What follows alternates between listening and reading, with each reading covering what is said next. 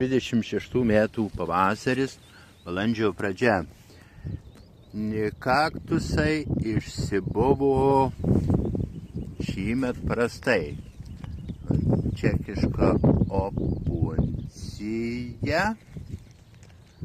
Kaiserstuch, bazilaris, toliau kalninė, kanta,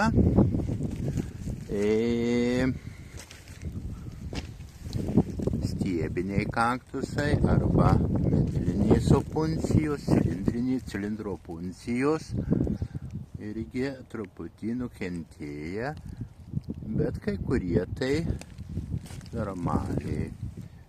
Čia iš Šiaulių gavęs fragilį trapiąją opunciją, ji visiškai normaliai.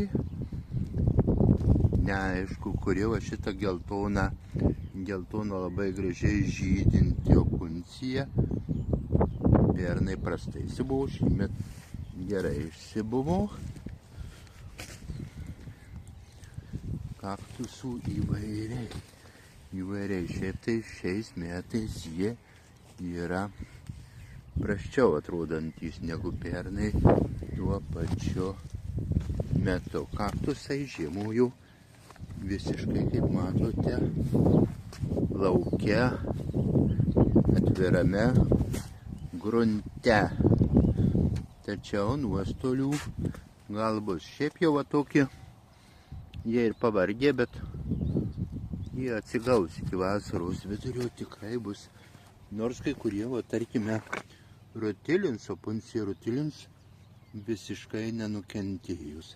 Austro kaktusai, tai vieninteliai kaktusai iš Pietų Amerikos, kurie gali augti Lietuvoje. Lyg ir atrodo gerai, išsibuvę. Įdomus kaktusas yra spurguoliai, Maihuenija.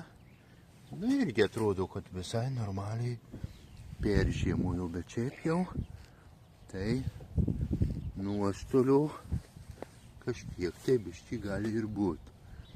Tai tiek pradžiai apie kaktus.